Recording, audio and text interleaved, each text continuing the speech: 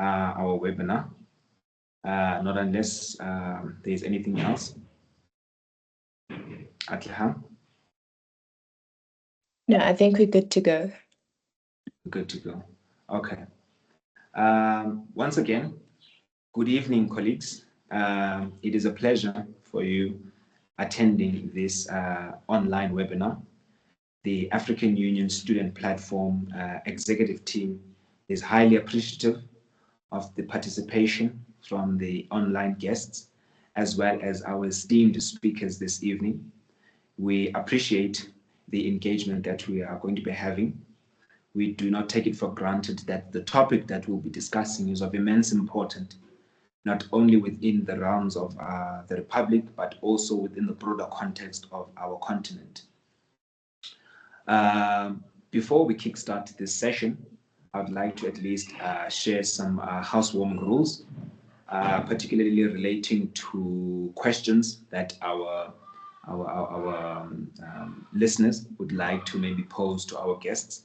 So we will be reserving questions for later on during this webinar.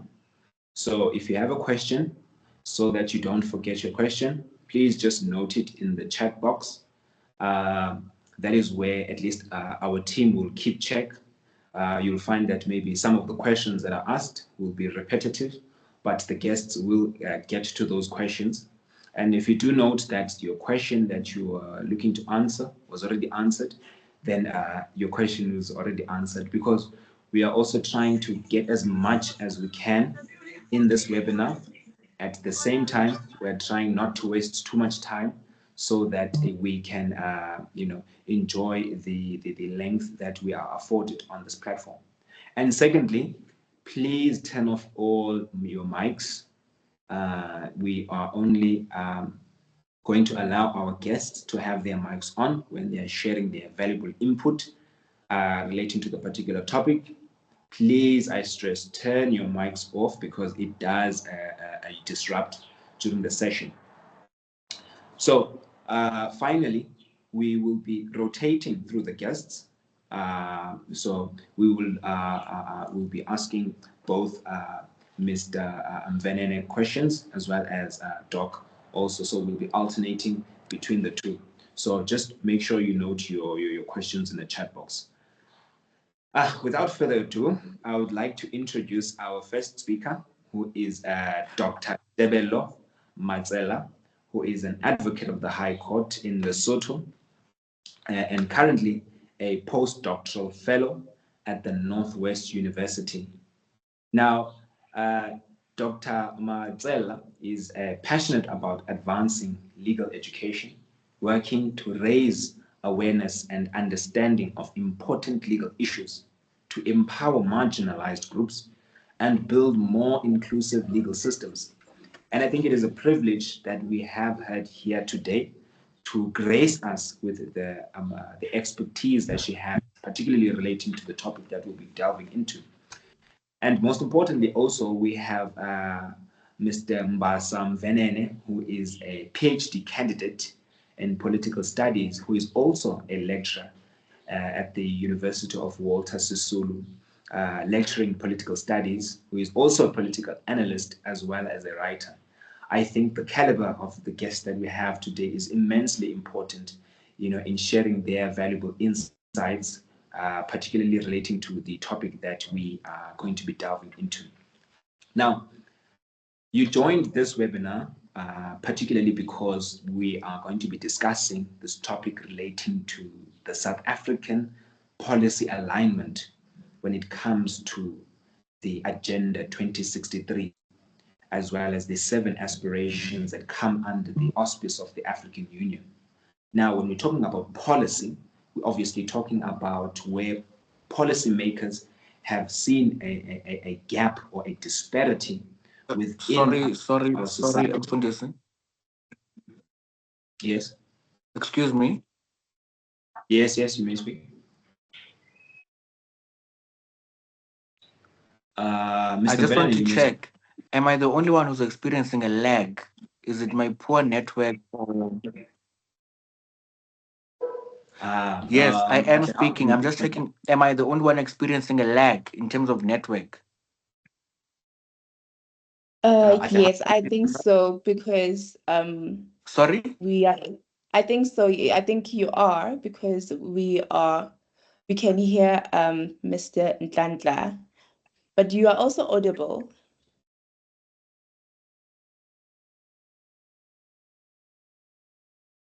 Oh, okay, perfect. Okay, sure. Thank you. Yeah. I think you can continue, Ntlandla. You are audible and we can see you are well connected. okay, thank you for that. So, diving into the first question, I'll pose this question to Dr. Debello. I would like to know regarding this topic on the South African policy alignment when it comes to Agenda 2063, what would you say is the most critical component within the agenda that is of immense importance when it comes to shaping Africa's future? Thank you so much, Njanta. Can I just begin by saying thank you for inviting us? And it is such an honor to just speak to young minds, people who we expect to critically think about issues. And I hope that it becomes engaging, that we do not only speak with Mr. Mvenene, but we also have an engaging audience. So I would like to address also the first question that you posed right now. And if it's possible, I think even for the audience, I don't know if it's too much work to just sometimes write it in the chat so that they may remember some of the things that you are asking. I think it helps with the way that people think. At least that's how I operate. But coming to your question, it's that I think Agenda 2063, it's one of the important things that makes us to stand out as Africans. And even as I looked at the questions that you sent us earlier in the week, I think I was standing here and thinking to myself, it is time for Africa to arise and to come up with solutions. And I think as we are going to continue in the conversation, you will hear why I emphasize on that. We have relied so much on the Western resolutions for African problems that sometimes we find that it is impossible to incorporate such solutions. And when I say such solutions, I mean the solutions from the West in our African policies because they do not relate with us. So Agenda 2063, it's very important in a sense of saying that we are bringing young minds to the table to come and resolve, especially Black young people, to come and resolve the issues in Africa. I hope I've made sense, or like, did I miss your question? No, I think you hit it right on the nail because part of the critical component is having the collaboration of the youth, particularly, the as you rightfully advocated, the marginalized community. It's time for them to stand up, to have a voice, because this is part of what shapes Africa going forward in the future. Thank you so much for that response. To Mr. Mvenene, I hope that I'm audible. But the question that I would like to pose to you is, how has the Agenda 2063 evolved ever since its inception? And what has the progress been in achieving the respective goals, if you may? Okay, thank you so much, Tantla, and greetings to everyone present here today. Thank you to you guys for the invite. I'm honored to be, speaking alongside my esteemed colleague, Dr. Tebelo.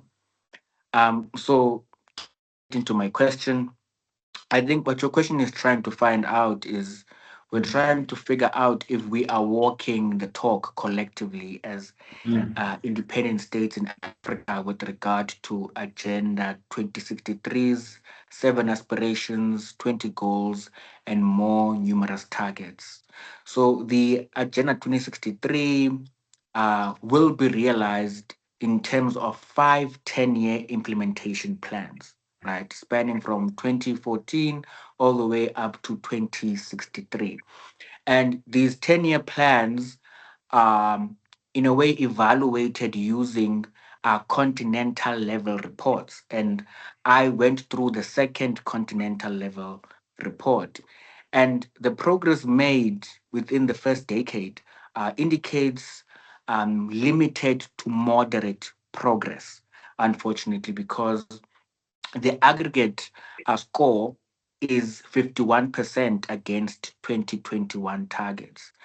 Although this is an improvement from 2019, but let's be honest, this kind of moving around in the 50s in terms of progress is what we call in academia the gentleman's mark, or just being average, or just getting the minimal that is required. So we need to identify gaps and close those gaps that inhibit this project from acquiring outstanding progress in meeting the goals and targets of its 10-year plans, or the entire agenda will result to wishful thinking. Thank you so much for that. And I think it is very critical that, there was this quote that you cannot improve what you cannot measure. And judging from the collective data that you have just presented before us, at least now in this webinar going forward, at least now we know that there is been some significant progress, but they're not sufficient enough to actually say that we are actually hitting the bullseye, if I may. But at least somewhere we can begin to make progress. And I think it also goes to the following question that I would like to ask Dr. Debelo, is that what are the main obstacles that you may perceive that have been preventing the full implementation of the Agenda 2063 across the continent? I would like to begin by just leeching on what I said about, attempting to resolve the African problems with Western problems. And as a result of that, I have noted a few problems or obstacles that I can just leech on right now. And the first one, as a result of trying to resolve African problems with Western problems, is it has resulted in the political instability. So that's the first thing that has happened in Africa, that the political instability, the weak institutions, and the corruption that we see, and the leadership failing to take accountability on behalf of the execution of the policies, we see that it hinders for us to achieve what Agenda 2063 stands for. The second one is the limited financial resources and dependency. This would include the heavy reliance on foreign aid and loans, which often come with restrictive conditions. I would also add to that and say that the inadequate private sector investment in key sectors like infrastructure and industrialization. The third one, I would say, the poor infrastructure. The way that we see transportation maybe going into the rural areas, we're not seeing that developing. And I think it is a hindrance, because at the end of the day, we don't want to leave those that we come from behind. And I always see the problem with, new. I think we might have lost our speaker there. Dr. Debelo, are you still with us? You just joined back. Somebody removed me. Oh, apologies. That's what it says. Ms. Ntlantla, did you just feel? Sorry? Did you feel like, no, you're talking? No. We were actually listening to you. I was actually liking the points that you were mentioning. I'm not sure how you got disconnected. Oh yeah, I just said that somebody took me out. But anyway, just Apologies. emphasizing on the also poor infrastructure. I would like to leach on that.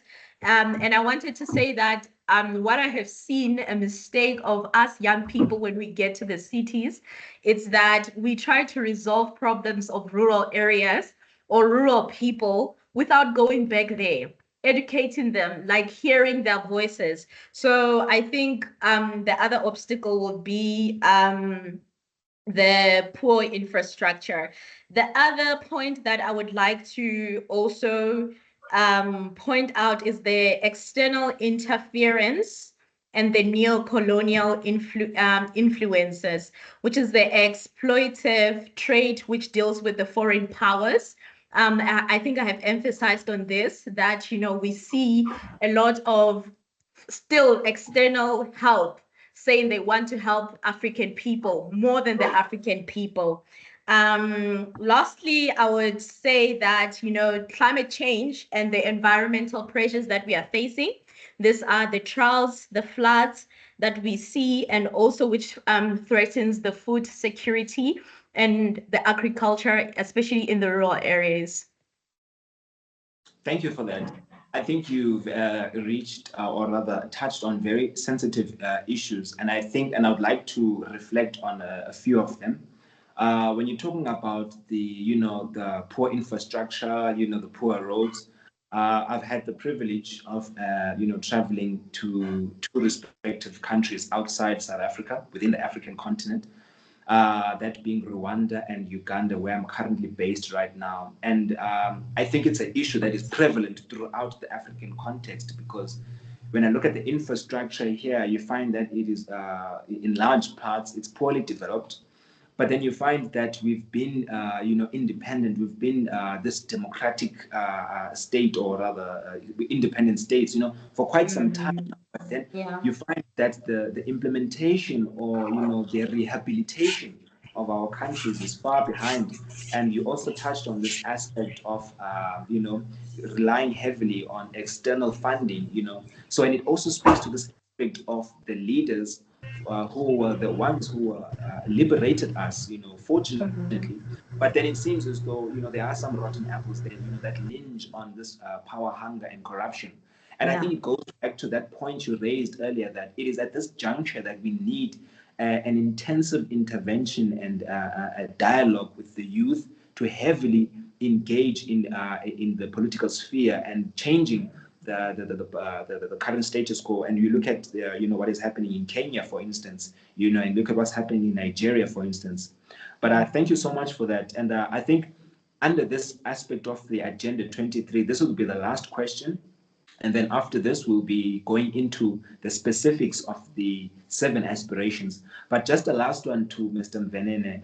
And I think from your perspective, I think you'll be able to guide us. So can you discuss how, African students or youth can be involved in the implementation of the Agenda 2063, perhaps? Okay, sure. Thank you for that question, Tandla. So, this is a very, very important and critical question. And I think that all major change will always be led or have young people central to it. And I think the starting point for young people would be to form part of these kinds of platforms, to form part of, for instance, the AU Students Platform, to form part of, for instance, the South African Union of Students, to form part of SAFETA, South African Further Education and Training Student Association.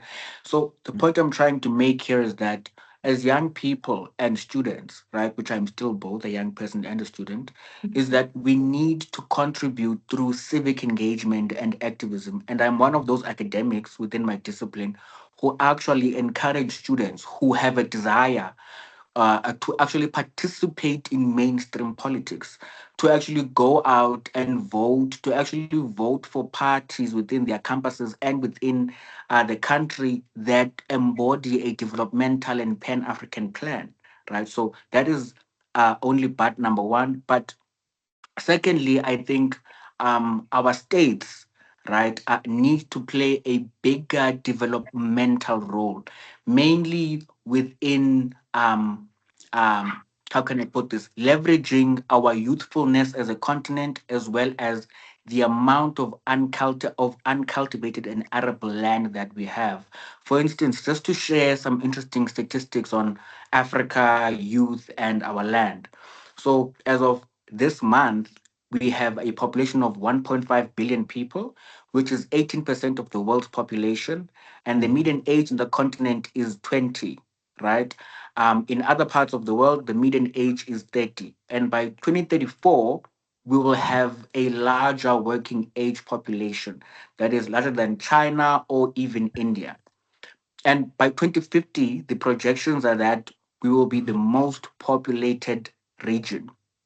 Now, 20% of global land area is in Africa, and 60% of this land is uncultivated and it's arable land within the continent. And then this leads us to look at examples that we saw, for instance, in Malawi and Ethiopia, the projects of agriculture led industrialization. And I think with our youthfulness and the space of land that we have, we can, through a developmental state lens, we can actually make the most out of our youthfulness as a continent and the space of land that we have through the continent. I believe that young people must be employed productively, and I believe that young people also serve as a consumer market, if you may. So that is my view. Let's get young people involved in production or young people involved productively within this project. If you look at, for instance, particular aspirations like 1, 6, and 7, they all speak to the creation of a developmental group of African business people who can support the realization of this agenda in 2063. Thank you so much for that. And I think you're raising very valuable points, because when we look at the points that we've just highlighted previously, they are intertwined into the response that you've given, which is particularly, the intentional engagement in such spheres of engagement. Because when we look at the students who marched, the Soweto uprisings, you find that it was teenagers between 14 years old to 18 years old, and they took it upon themselves, to usher South Africa outside of this aspect of oppressive regime of the apartheid regime. And today we are highly and more privileged and more connected and more informed about what is happening globally and within the African context. So I think it's also a duty amongst ourselves to engage ourselves, intentionally with such dialogues to ensure the growth going forward. Thank you so much for that. Tata, if I may add to also what you just Yes, said, yes, that yes. it's so good to emphasize that we are more privileged, because I feel like sometimes that the victim mentality also in the youth to not participate is because they believe that they are still oppressed, or in some areas. And I feel like for us, unlike our ancestors, there is a move, there is development that has happened amongst the young people. Hence, we can have platforms in social media or like this one, which we can critically think and critically come together. So I think that was a very good point to emphasize on. I knew Mr. Veneno would guide us wisely on that question. But now for our audience at large, we were basically now covering the Agenda 2063 in its entirety, in its broad context. But now within the Agenda 2063, there are 7 aspirations specifically targeted at trying to improve various sectors of our society, economy, and the social sphere. So we'll be breaking those down into each aspiration and each of our esteemed guests will be guiding us through those questions. So the first question will be to Dr. Tebelo, which relates to the first aspiration. The first aspiration being a prosperous Africa based on inclusive growth and sustainable development. And the question there is, what are the most pressing economic challenges that need to be addressed in South Africa to achieve a prosperous Africa? Because I believe that before we can have a prosperous Africa, we need to know how do we have a prosperous South Africa so that we can lead by example going to the broader aspect of the continent. Great. So I've written a few here. As I am in academia, I love writing down. So, but I think the first one that I will address, most people maybe at the top of their heads can guess it, and that is unemployment. So addressing this challenge requires the structures reform in the labor market. It also requires the increased access to skills development and policies that foster creation. And I think one important thing that I can also add to this, addressing unemployment, is that we need to also encourage young people to be innovative. It's one of the things that I think is very crucial. The second thing is the inequality and poverty. I believe that reducing inequality and poverty is a crucial aspect to achieve the inclusive growth. And the third thing that I want to address is the corruption and governance. I think I camp here a lot of times because young people need to hold those in leadership accountable. And this means that you speak on the things that they have said and say, how far are we with the policies and the laws that were implemented 30 years ago? And I think as we go, we will also address one of my favorite things, which is customary law. And the other thing is also the land reform and agriculture. We need to address this not from an emotional perspective, but we need to address the land reform in a way that we understand how it can benefit those that are, the communities that need it the most. And this also means that the government does not only harbor the land for themselves and give it to their friends or the elites, but also how can they bring people in to see that land is distributed in an equitable manner. So I think yes. Yeah, and thank you for that. I think quite a controversial one, taking into account the geopolitics around the issue of land right now. Yeah. I do hope that our listeners are also up and indebted on the current global affairs when it comes to South Africa's position or stance to the Land Act. But I think it is also equally important, taking into account what you have just highlighted, that this is part of the issues that we need to take into account going forward. And as South Africa, we need not shy away from them, taking into account our previous political dispensation. But thank you so much for that. Now, going to the second aspiration being an integrated continent, politically united and based on the ideals of Pan-Africanism and the vision of Africa's Renaissance. And the question there is for Mr. Mvenene is, how can the African Union rather strengthen political unity and integration, particularly given the diverse political systems across the continent from various countries? How can the African Union, lead or lead us to the right direction when it comes to this aspect? Okay, sure. Thank you so much for that question, Tlantla.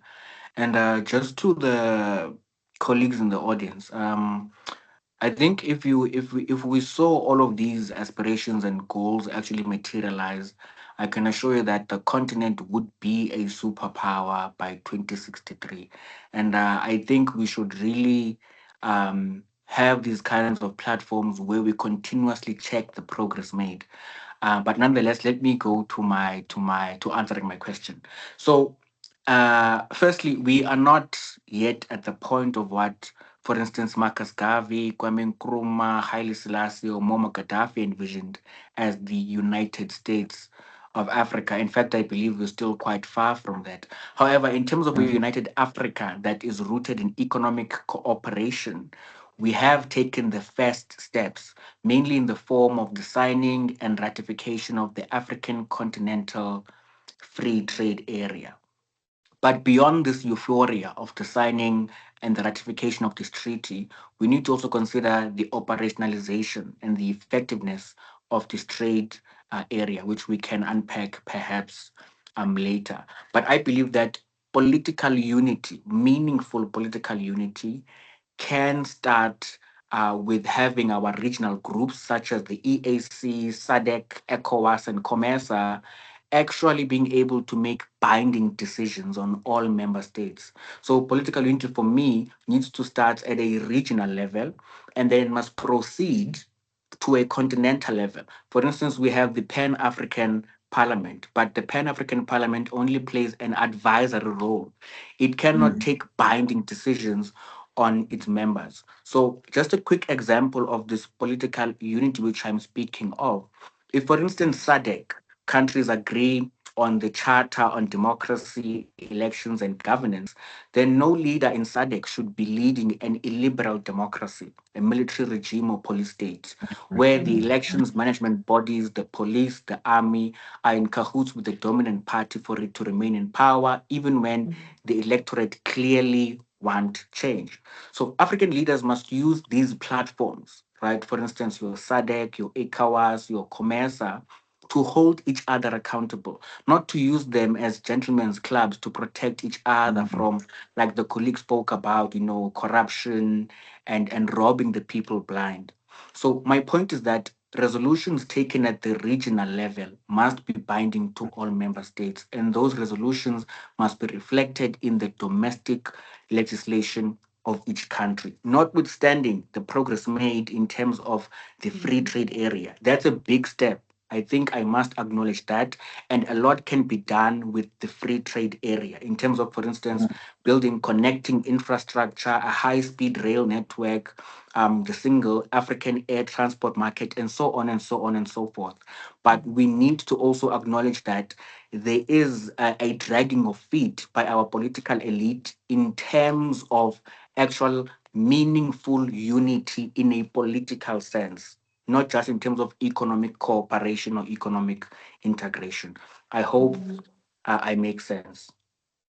Yeah, definitely you do, 100%.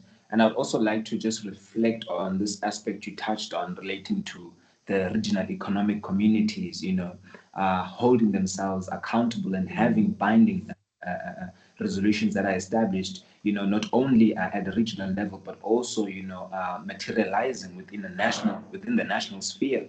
And it is something that I'm also writing on my dissertation, particularly in relation to children affected by armed conflict and how national legislation as well as regional economic communities hold themselves accountable, ensuring that children are protected in such instances of armed conflict, tension, and strife, and where children are most vulnerable.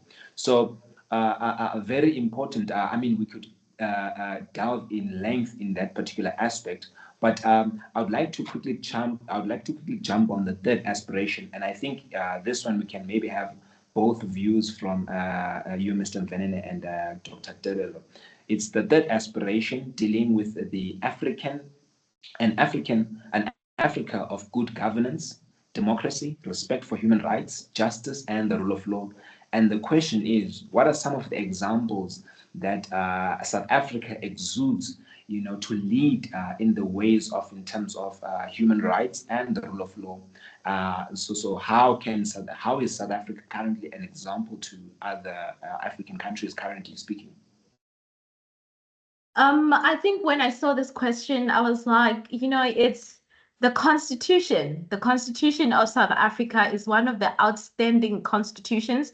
Obviously, it is flawed and bound to be critiqued. And as the legal, also academics, we always do that. You could have put this there, you could have done this there. But I think it's an outstanding document that promises, or rather rectifies, the injustices of the past.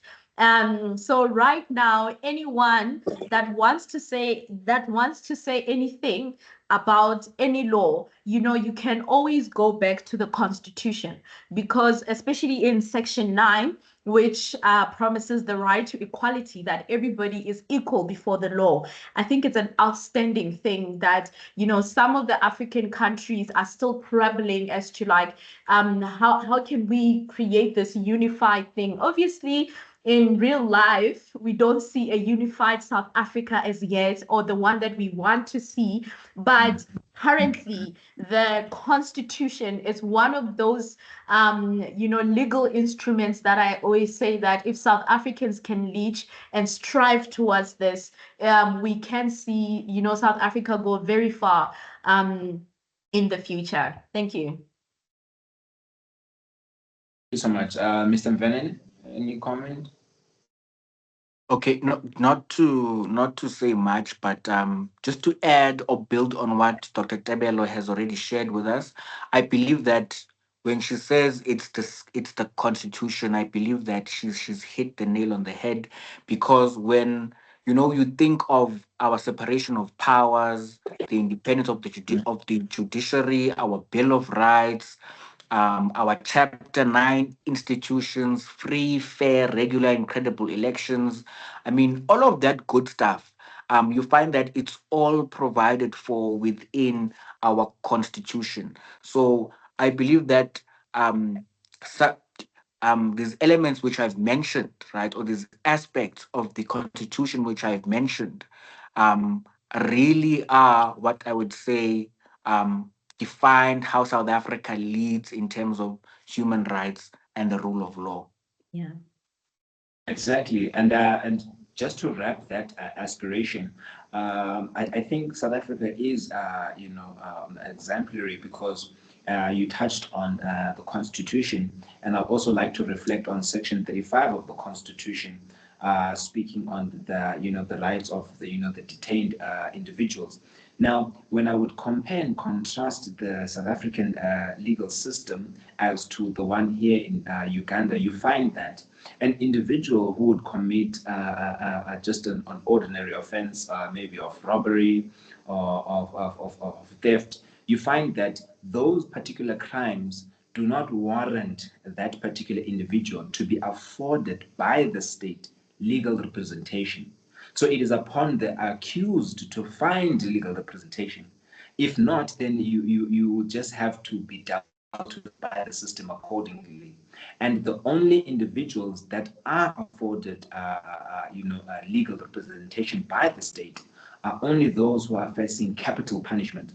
And when I talk about capital punishment, I'm talking about offenses that they have committed that warrant them the death penalty.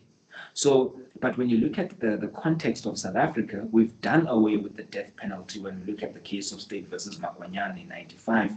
And currently, an individual who commits any offense in South Africa has a right to a legal representation, either if they can afford themselves, or if they're not, they are afforded one by the state. So I think this is an exemplary notion by South Africa with respect of aspiration number 3, particularly that, the rule of law, human rights, justice, and good governance and democracy. So this is something that we need to perpetuate throughout the African context, right? But now jumping into the 4th aspiration, and Mr. Mvenene, if you can assist us when we're talking about peaceful and secure Africa, what steps do you think that South Africa can take to improve peacekeeping and conflict resolution across the continent? I mean, we see what's happening currently in the DRC, which is a neighbor to me right now, and all that is happening. So what would your comment be on the improvement of peacekeeping and conflict resolution across the continent?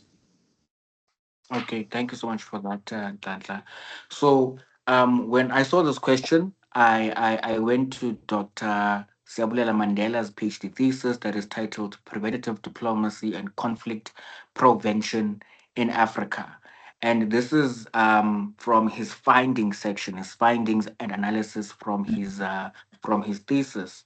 And he argues that to enhance peacekeeping and conflict resolution efforts across Africa, South Africa should focus on long-term engagement beyond peace agreements, supporting post conflict reconstruction with a focus on governance, education, and economic development. We should also strengthen multilateral efforts through regional organizations like the SADC and the AU and invest in capacity building, which will help ensure sustainable peace. South Africa should also prioritize governance training and provide electoral support and ensure the rule of law in post conflict situations, avoiding premature withdrawal and by adopting a phased disengagement strategy and ensuring sustained funding.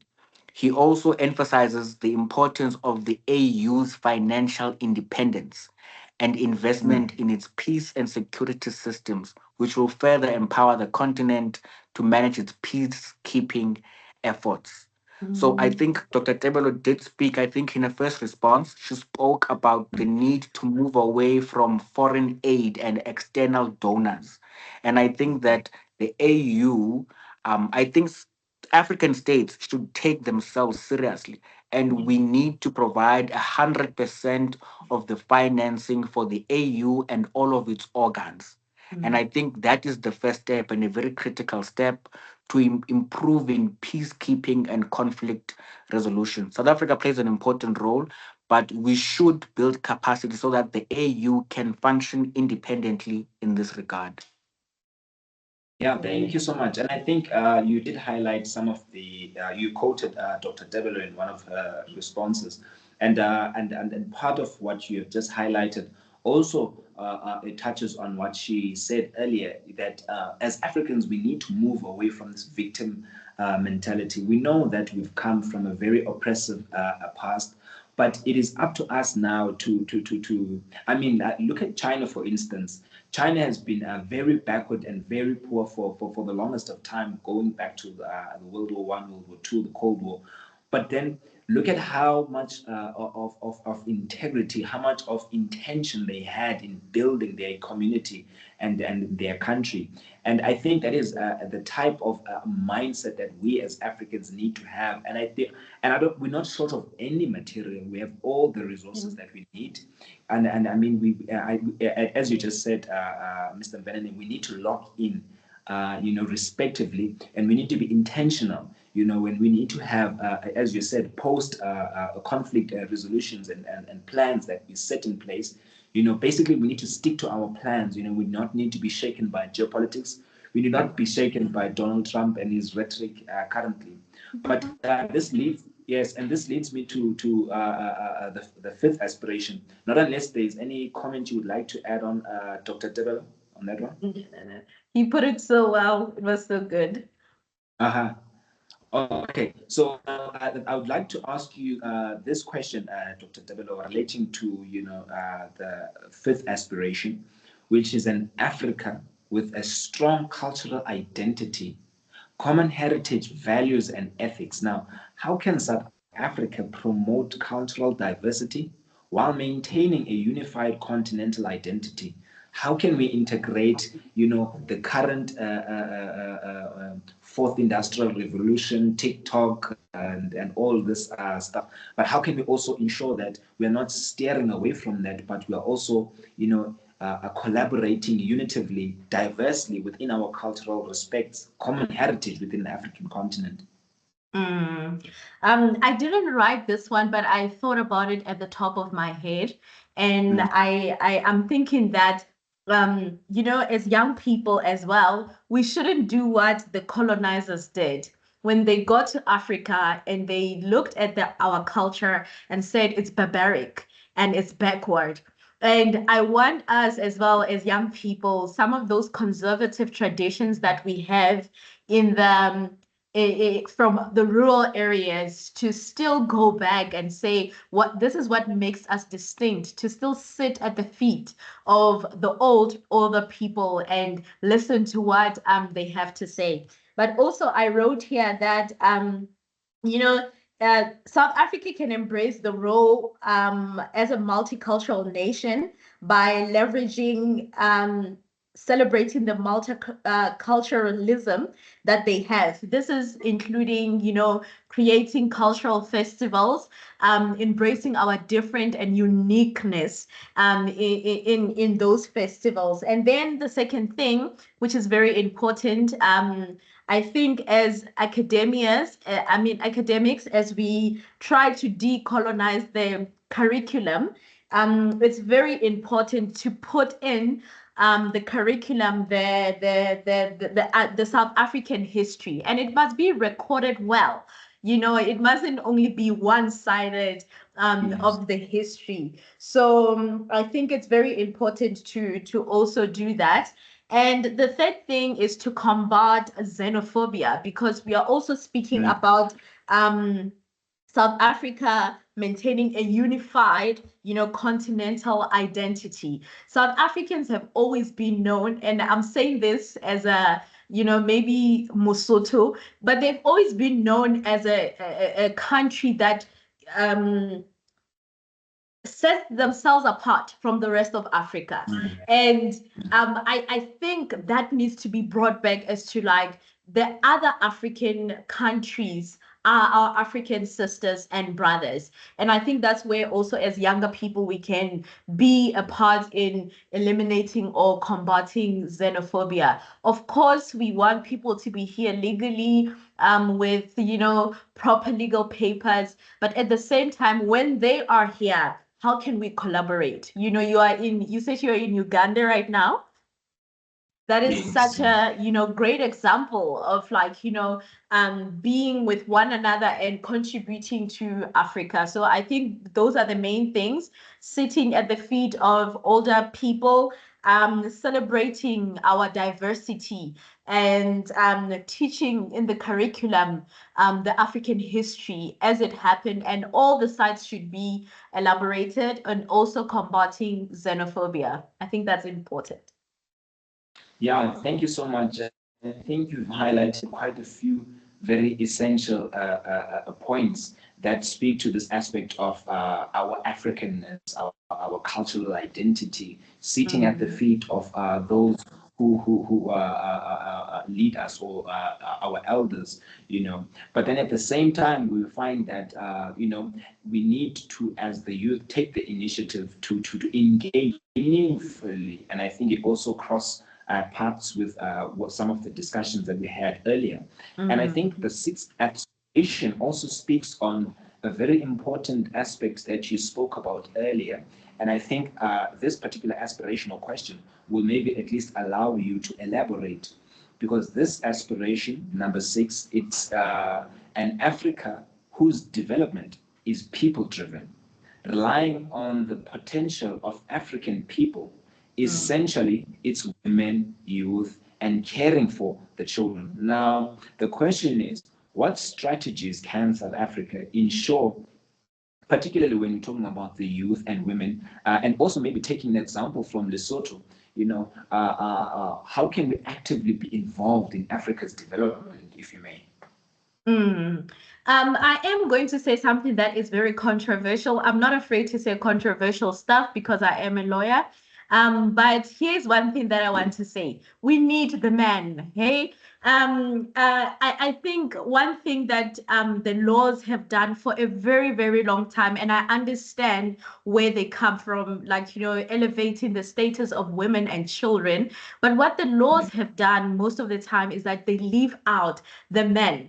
And I think that's where we see the dysfunctionality of African homes and African marriages.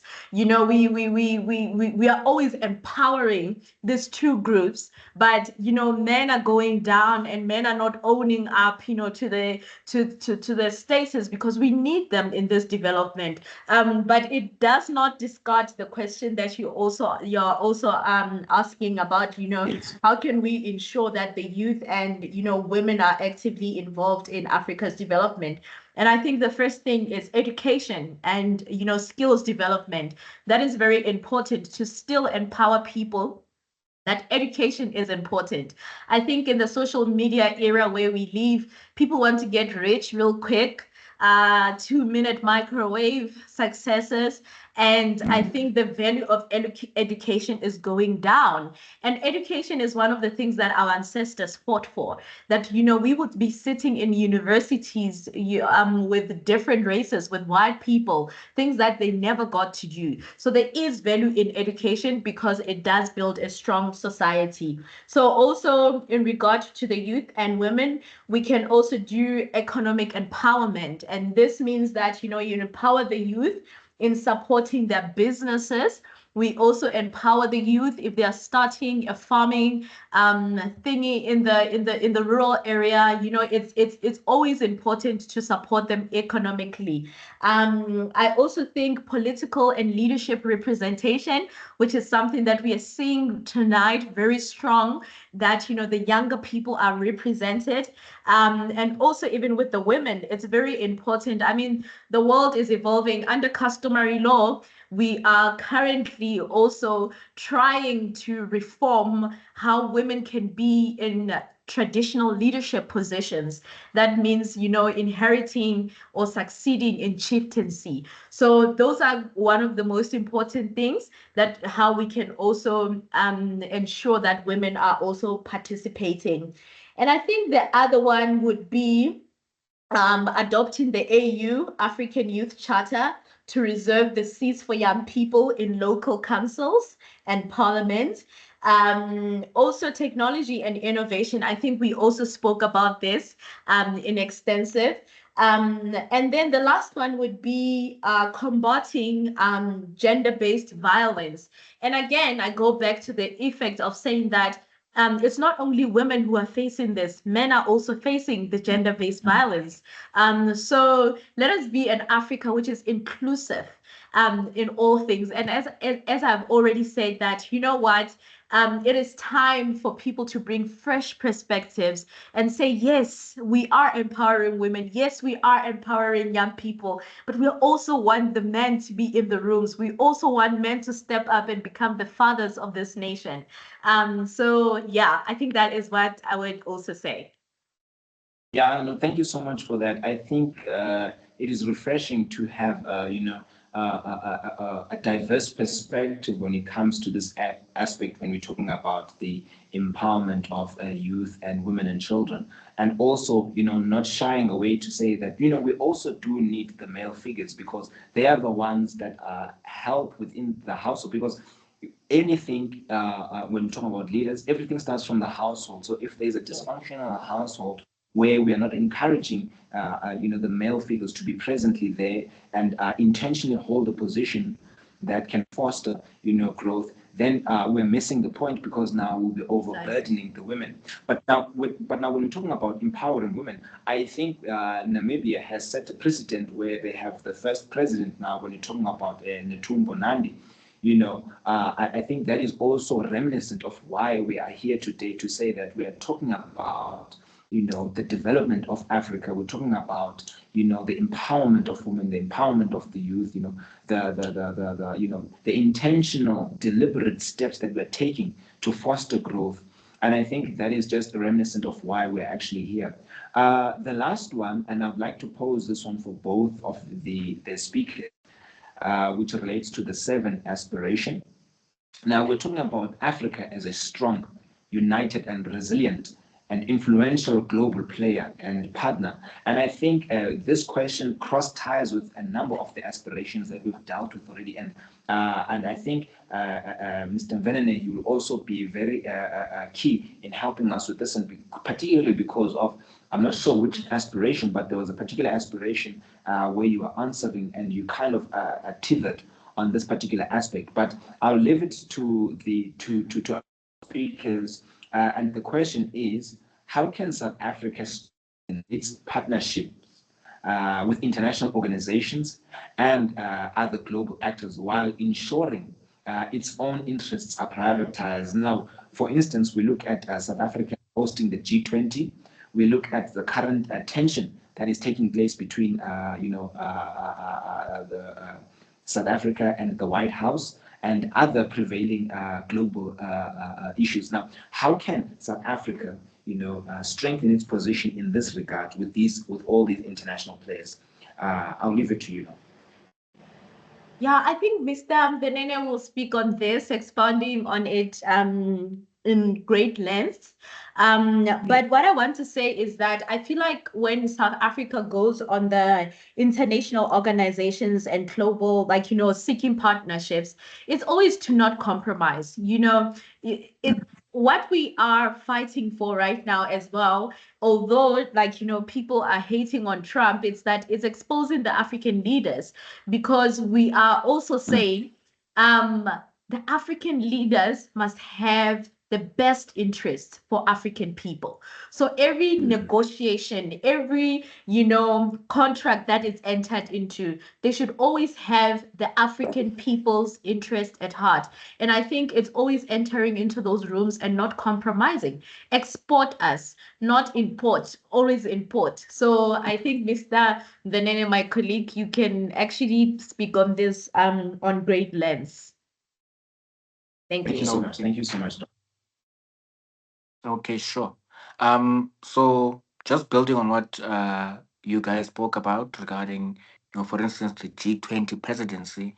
I mean, we had the theme of equality, solidarity, and sustainability, and our focus on climate finance. So number one, I do not think that we are making the most of our presidency at G20. Although climate finance is noble, but we cannot be beggars with a begging bowl in all of these international forums, conferences, and summits. I mean, we must move, and this may be controversial, but I believe that we must move in the direction of Burkina Faso. I mean, we must refuse foreign aid outright, and we must refuse international loans that come with conditionalities. And I also believe that we cannot be told by external powers what our priorities must be simply because they are financing them. We are no Yeah. longer colonies or protectorates of Europe or America. I also believe that our biggest priority at this point must be rapid industrialization throughout the continent. The building of social infrastructure, schools, hospitals, including economy stimulating infrastructure such as the building of dams, ports, railways, connecting roads, and digital infrastructure. We need to rebuild and make modern our state owned enterprises that will work with and not be controlled by a business group within the continent. So, for me, partnerships must first and foremost be strengthened in Africa, because our superpower as a continent lies in our unity, and our biggest weakness lies in our disunity or fragmentation, right? So I believe that if we band together in policy and in action with the other 54 states on the continent, I believe that collectively as a continent we can become a powerful player in the international system. But I do not believe that South Africa acting alone or in isolation can be able to take on the likes of the European Union, North America, or very powerful financial institutions. I believe that our power lies in our unity and solidarity, both in policy and in action. Yes. Wow, that is very profound, because I think it's exactly part of, as I said, this aspiration cuts across the number of aspirations that we've dealt with, particularly on this aspect of not, as you did say, Doc, that when we enter into these negotiation rooms, we should not go there with this aspect of bending to what will dictated to us as Africans, as African leaders. also what Mr. Venene also just highlighted, that within the negotiation or the engagements that we do engage with, in terms of building infrastructure, having plans for the broader African context, we should be intentional. But then now, being intentional, we also need to, as he highlighted, that we need to have a plan. So it is fruitless to say, okay, we are going to all take this notion of Burkina Faso to say, okay, we're ending all external aid, because why? We want to rely on ourselves, because we believe that we have the capacity. So that is a leader that is being intentional. But currently, when you look at it, from different angles, you find that people are criticizing. There's a lot of assassination attempts on him. So it's very unstable, because what he's doing is it's uncommon. It's not something that is that every leader has always done and been successful. Something nuanced when you look at it from a different perspective. But then it's actually something that we should be emboldening ourselves, as African leaders. But it also goes back to what you've also touched on, that, for us to lead on a national and as well as a continental level, we need to mobilize ourselves as the youth to be intentional. Those who entered this webinar today, and those who are still in this webinar now, still listening, still taking notes, that is the example of someone who is intentional to, I entered this webinar to engage and gain information on this particular topic, and this is what I'm gaining so far. This is how I can incorporate what I've learned with what I'm currently studying, be it a law degree, be it any other discipline. But then we need to be intentional. And being intentional, we need to now reach out to people who are similarly making moves that are, resemble those of the people we would like to see who are leaders in our respective fields. So just to end it here, taking into account time, I would like to appreciate our guests so much so, because the insights shared with us are so profound, are so highly important, because it's perspective from different aspects, from your political side to the legal side, but basically under this banner of the Agenda 2063, and how we can incorporate and ensure that South Africa, as South Africans, we are playing our role. And we also highlighted and noted that from you, that the role starts from us. We have to be intentional. We cannot go about life as if everything fixes itself. The Soweto uprising was conducted by youth of 14 to 18 years old, and now we are like mid-20s. We have social media. With all these things, we have the ability to engage. Now, I would like to reserve the remaining time for any questions that might have been posed in the comments.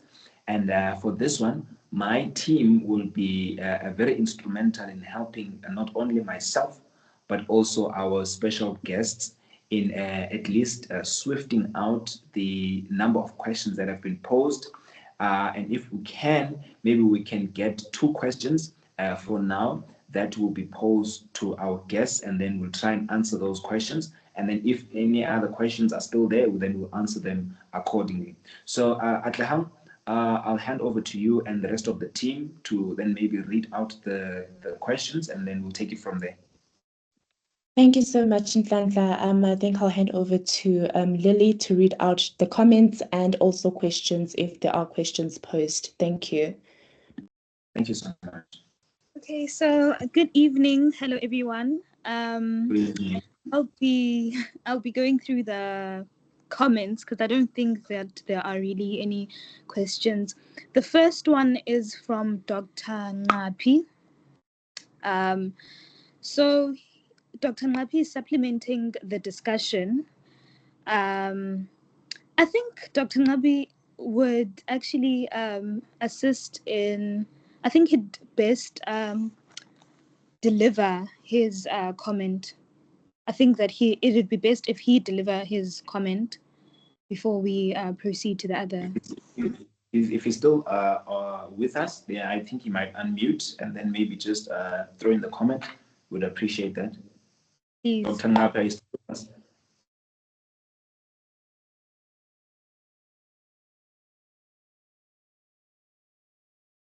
Is Dr. Napo still with us? Or maybe you can just read out the comment for the sake of time.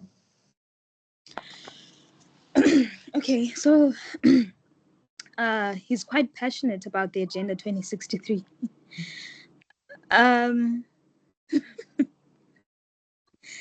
So he wrote, Agenda 2063 is a strategic framework adopted by the African Union that aims to achieve inclusive and sustainable development across the continent by the year 2063. For South Africa, aligning national policies with Agenda 2063 involves several keys of areas of focus, and then he goes on to list that there's economic transformation, social development, environmental sustainability, infrastructure development, peace and security, good governance and accountability, infrastructure for digital transformation. And yes, he gives a very detailed supplementation on those aspects. But for the interest of time, I'll move on to the rest of the comments. Okay. Yes. So Precious M, I think she was also supplementing, wrote that including youth, particularly those from poor backgrounds, who may often feel invisible in broader national decisions in programs aimed at financial inclusion and good governance, is a crucial challenge, but also an immense opportunity. To make these initiatives truly inclusive, we must go beyond traditional methods and engage youth in ways that resonate with their realities, capabilities, and aspirations. And I think before we can go on to address the comments, we had a hand from the audience. Sanelisiwe. I think Sanelisiwe can go ahead and unmute themselves so that they can ask a question. Okay.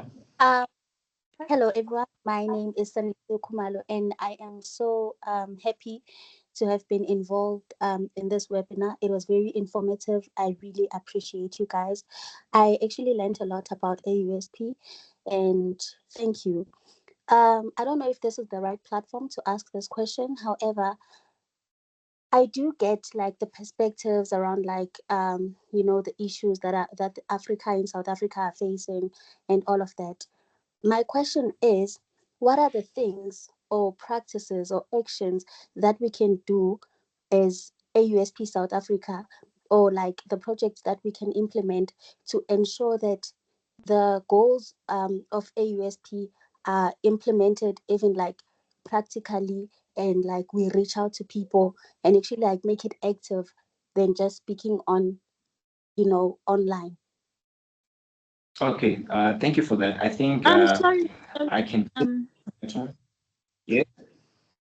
Sorry, just to also ask the audience or everyone who's here to please fill out the form that's in the chat box. We'll also send a link via the WhatsApp community or chat group. Thank you. Okay, thank you so much for that announcement, Lily.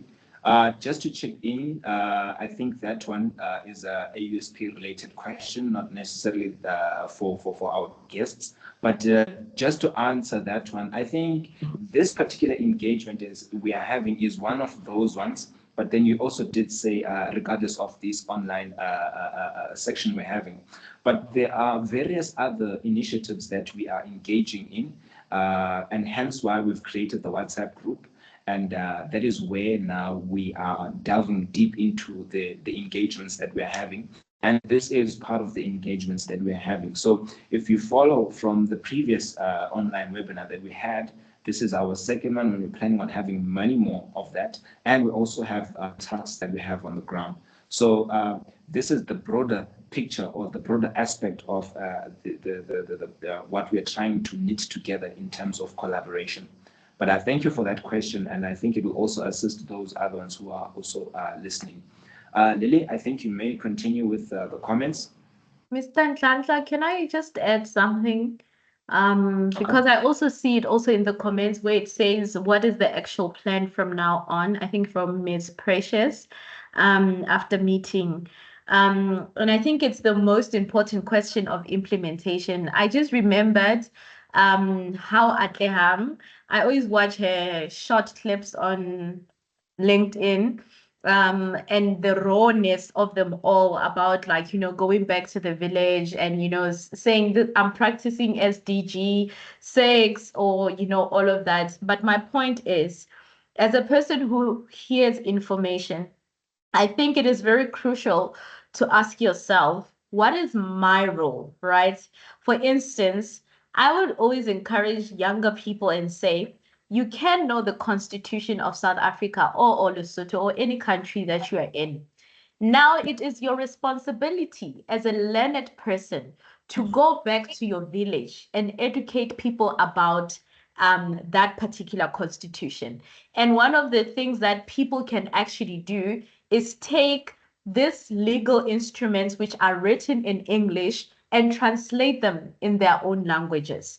In South Africa, we have different languages, which you can take it as a project for yourself and say, this is how I'm going to participate. I'm going to take, for instance, a customary law. I am passionate about customary law and customary marriages. But you see that law that is in parliament or written by the parliamentarians or whoever, those laws, the people in the village who are practicing customary law don't know them. They're still getting married the way that they know how to get married. But then when issues come up and then they have to go to the courts of law, I mean, they have to go to the courts to find resolution for their issues. And then these laws are being applied to them.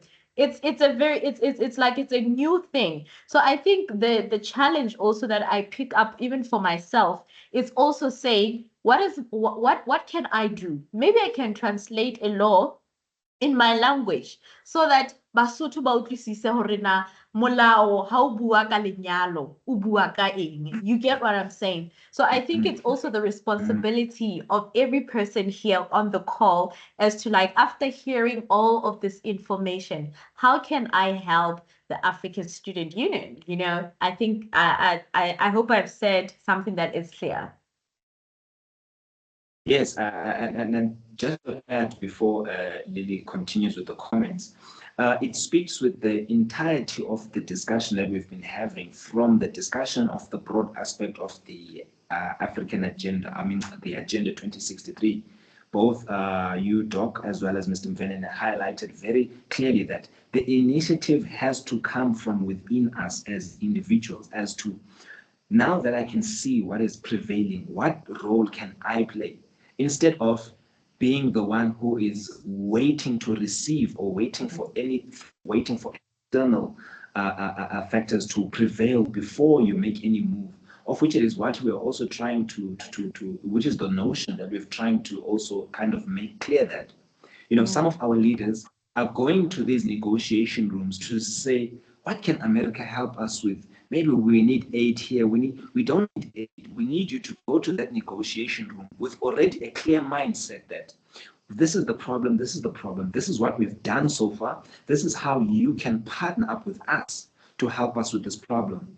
So for those who are joining us online, you can be within your respective school, and then you say, you know what, maybe we need an AUSP structure within my high school or within my university. Now, how can I partner up with the AUSP and say, AUSP, I would like to introduce this in my. So you're not coming with the perspective of begging or waiting for a handout, but you're actually coming in with an intention that this is what I would like. Now that feeds off to the entirety of the discussion we're having today. That speaks about the leadership nationally as well as continentally. But thank you for that comment so much, Doc. Lily, I think you may proceed. Yes. So this will be the last comment for the webinar, and it's from Kamva Mbangata. It reads, I think the fundamental question that we really need to ask ourselves is, can South Africa truly embody Aspiration 7 sovereignty goals while navigating the geopolitical tightrope between US influence, BRICS alliances, and AU unity, or will its multilateral balancing act perpetuate dependency disguised as diplomacy? Can I Before I chip in, Yes, exactly. I wanted you, Mr. Bello, to assist us with that one. Thank you so much. May proceed. Okay, sure. I just a very, very interesting and very critical question there. And I think just building on my last response or my last contribution to the session, I think we must reflect on what Kwame Nkrumah once said. And he stated that as Africa, we should not look east nor west, but we must look in Africa, right? So we shouldn't think that the East is a better devil than the West, or that we can play each power or each bloc against each other. We need to build solidarity and unity at a political, economic, military, social, and cultural aspect. Like Dr. Tebelo spoke, which spoke about culture, heritage, identity, and so on and so forth. I think that it starts with what we would think is insignificant. It's these identities, our it's our ethnic identities when we should identify as Africans. I'm not saying that you can't be Umkosa, you can't be Umzulu, but I'm saying that for political reasons, like Steve Biko said, we should consider Black people as Africans, Indians, and Colored for political reasons. And I think now we should identify as a unified African people for political reasons. And we need to find ways of building finance, of building our military, our technology. And we might believe that, a war is a bad thing, but all great nations were built by war. And I think Africa's biggest problem is being weak militarily. So I think that we need to build not only politically, not only economically, but we need to build militarily as well. We need to be a unified whole.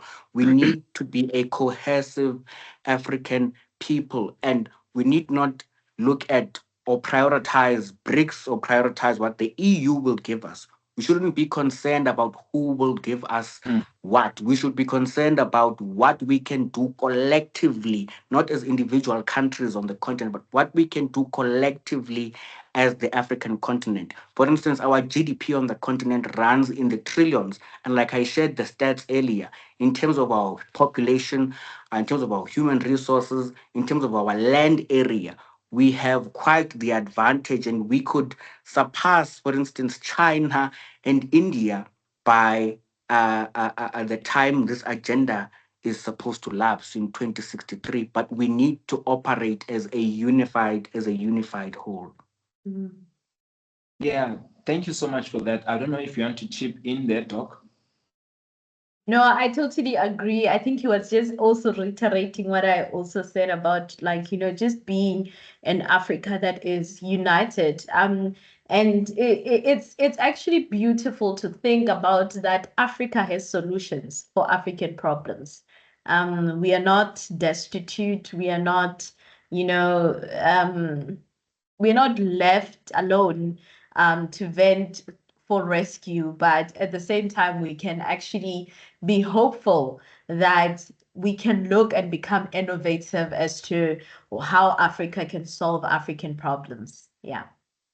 Thank you. Yes, thank you so much. I think in addition to some of the points that Mr. Venele, you've mentioned, particularly when you come to this aspect of not being an Indian, not being a white, not being a black, not being a Xhosa or Zulu, but being a people for the interests of South Africa, for the interests of the continent. And I think, despite the complexity of the geopolitics that are currently happening. But what I did notice is that in the political parties in South Africa, you find that there is a common ground when it comes to this aspect of AfriForum going to the White House and spearing all of these allegations or whatever they are saying there when it comes to this white farmers genocide. But you find that the DA, you find that the Mackenzie, you find that the EF if these parties are coming, and saying that no, that is a wrong narrative that is being spread about South Africa. That is not what is happening in South Africa. So that is, despite the whole chaos that is happening, at least when we look at that little aspect, you find that these individuals are coming into common ground. But I wish that we could, say that the entirety of the issues or the complexities that we are facing as Africans, where we can actually come, to media platforms and actually unite to say that this is our position. We don't want any external funding. This is the plans that we have crafted as South Africans to leading our path going forward and to inspire other African nations to do so. So I think, like you did say, Doc, that we have the solutions, similarly to what Mr. Venene said, that we have to look within, not to the west, not to the east, but we have to look within.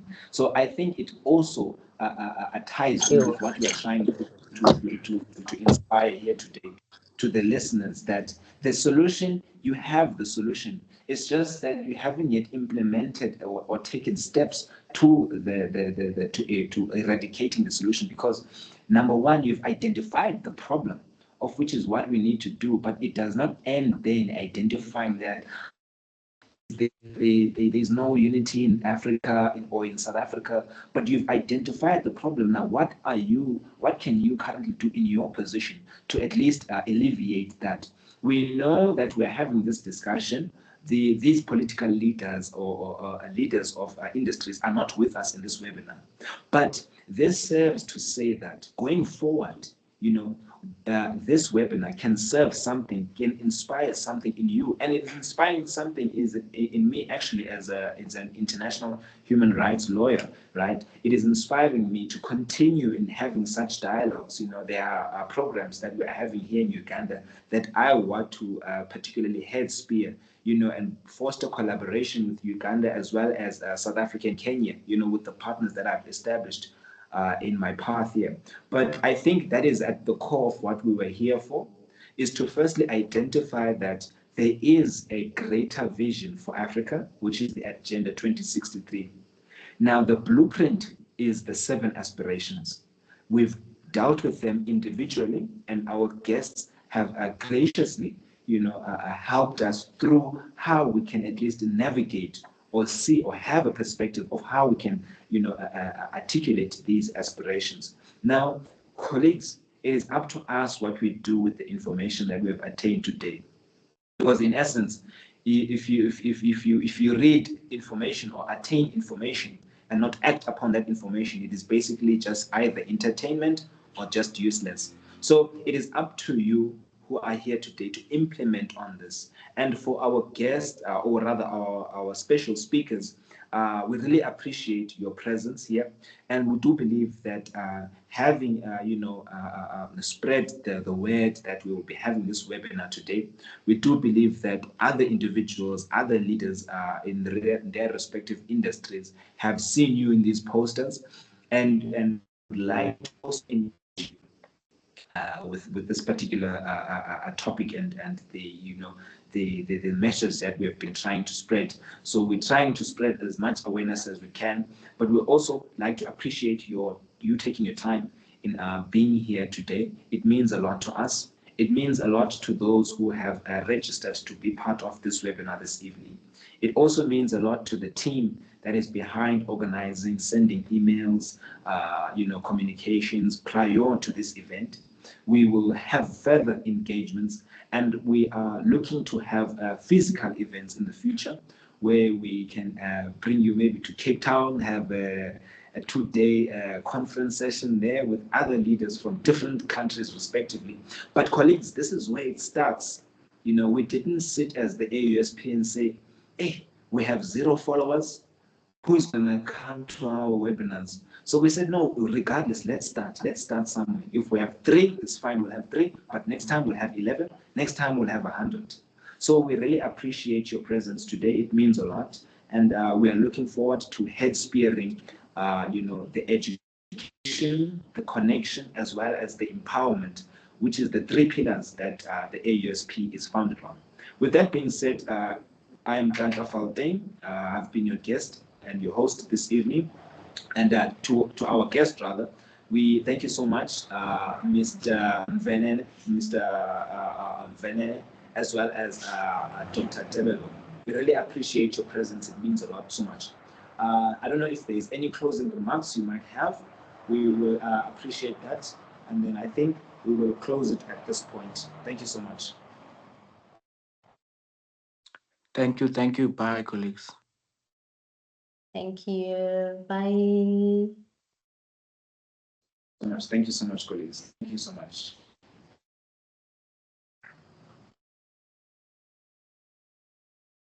Just a reminder to the remaining colleagues, do not forget to fill in the forms, to follow the link, and keep a watch out for the forms on WhatsApp as well.